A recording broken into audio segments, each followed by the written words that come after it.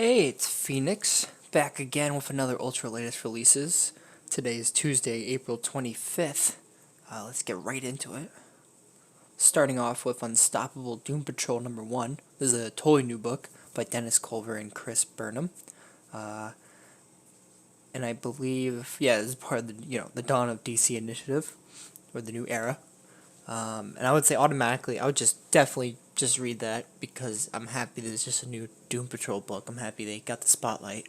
And of course, it's all the characters, the main ones. If you know about the show, you can maybe get into this. It's the first issue, so I always recommend the first issue. Next, Action Comics, number 1053 or 1053 by Dan Jurgens and Marguerite Sauvage. Marguerite Sauvage. I believe this is 3 or 4 issue because 1050 that might have been part of the Dawn of DC, but that was the big issue with anthology stuff. So this is like 3 issues into the new stuff with Dan Jurgens still. He's been doing Action Comics for the last couple years now, and I would recommend this too because I would say anything Superman right now is good, depending on your taste, but nothing about both Superman book and Action Comics is bad in any way, shape, or form. I'm not the biggest Superman fan, but I'm trying to get into them now. I'm reading,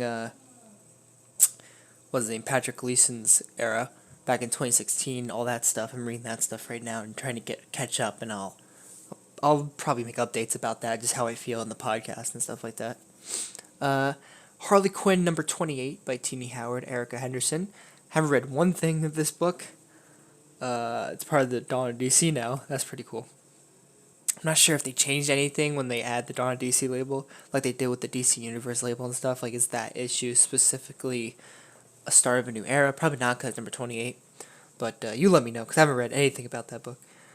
This is cool. Waller vs. Wildstorm, number 1, by Evan Narcisse and Jesus Marino. Sorry if I butchered those names. But this is like a set in an older time because it deals with Stormwatch, the leader, and they go against Deathstroke, I believe, as you can see right here. And it's a younger Amanda Waller, and has to deal with like spy and government stuff. And I'm just getting the Stormwatch stuff, so it's pretty cool seeing all this Wildstorm related content, which I will get to. Then you got the 2 issues of Blue Beetle Graduation Day number 5, one in English and one in the Spanish language version. So that's pretty cool. Forgot this book's even still coming. DC Ruby, or DC/Ruby, number 2. Margaret Bennett. Is it the same Margaret I said? Oh, it's a different one. Okay. Marguerite Sauvage. Interesting. Believe they just made a movie. I don't know if it's identical to the comic version or if it's separate. But I'm not a big Ruby fan, so I don't know. It might be a skip for me. I don't know anything about Ruby, to be honest. Let's see. Lazarus Planet Revenge of the Gods number 2 by Becky Cloonan and Emanuela Lupacchino. So this is just, still with, this is number 2 at least, Revenge of the Gods. So I guess these are part of the main section of, I don't even know if they're tie-ins really, because they all count. I haven't read this portion yet. I finished up the main portion of the Lazarus Planet. This is like the sequelized era. I don't know what you want to call it. But if you want to catch up on mainstream DC right now, that's your bet. Let's see. Sandman Universe, Dead Boy Detectives number 4 by, Ponce Pichetshote Javier Rodriguez. I might not just say these names anymore because I really don't know.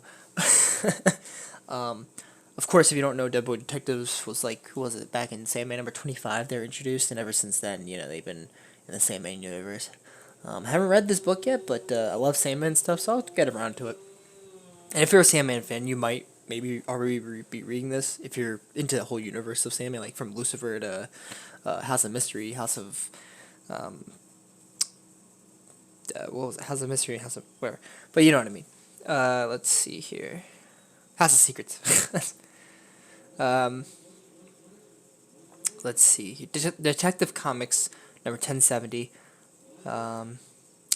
it's weird they have these names because the backup Simon Spurrier and Stefano Raphael, or Raphael might be the main artist. Ram V is the main writer though. I would say keep reading this. Like if you're still into Detective Comics, I don't think it's a bad run at all. I think it's up there still with my favorite run so far. Detective Comics has been the Tynan run back in 2016, so that was fun. Tim Drake Robin #7.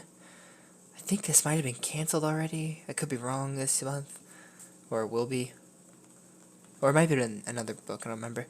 I don't know. I wouldn't say read it. It's not the Tim Drake you know, or at least it doesn't feel like it. Batman: The Audio Avengers #6. I don't know. I would say skip, but I just don't know anything about this book still. It's just a weird, because I knew they made an audio adventure, like a Spotify series, if that's the same thing. But it's weird. Dark Knights of Steel #10 by Tom Taylor and Yasmin Putri. I would say definitely keep reading this. I'm a little behind on it, but I have the books. I think I'm on like issue 3. I don't remember. But I love when it's Elseworld related type of books by Tom Taylor. They're top 10. So let's see here. Punchline: The Gotham Game #6 by Tini Howard, Max Rainer. If you're a Punchline fan, read it, but personally, you're not gonna miss anything. Oh, the last issue. So Gotham City Year 1 #6 by Tom King and Phil Hester. Please read this. Hopefully, if you know, for the sake of the comic, when it does come out, buy the hardcover or whatever soft cover, because it's a phenomenal book by Tom King, and I don't know if it gets as much respect as people have heard. It's 6 issues, sadly, and not anything more, but it's a wonderful book. Please read. Stormwatch #49. These are all the older ones, by Warren Ellis and Tom Rainey. I think this is nearing the end of the Stormwatch book, or at least the first, the volume era of it, which I'm happy because I'm reading Stormwatch right now. I'm on issue 3 right now as of the recording of this, so that's pretty cool. Creature Commandos #4, Superman Day of Doom #4, Who's Who update from 1993 #2, and Thrill Killer #3. So I would say overall read Unstoppable Doom Patrol #1, Action Comics 1053, Waller vs. Wildstorm #1. Let's see, Lazarus Planet, Revenge of the Gods, just so you can be informed with anything mainstream DC right now overall, like event wise, I guess. I wouldn't say it's a must read, but if you want to care about what's happening currently and not just a specific character, you read that. Dead Boy Detectives, if you're still in the Sandman stuff. Detective Comics, Batman fan.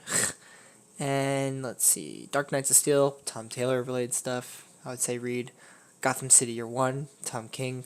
It's like it's a lot of creator related stuff. I would say is what I will recommend lately, because it's usually the best highlighted stuff lately of DC. And then of the old stuff, I would say Stormwatch. You can try Creature Commandos. After all, they're making the animated movie or whatever movie, TV show, I forget.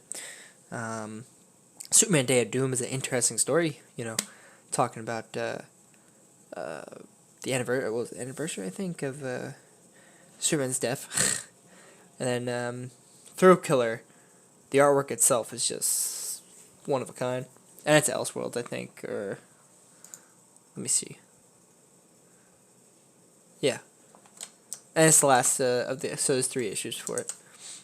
So yeah, overall, this is a great week for the comics that came out. I'll see you guys next week for another Ultra Latest releases. See ya.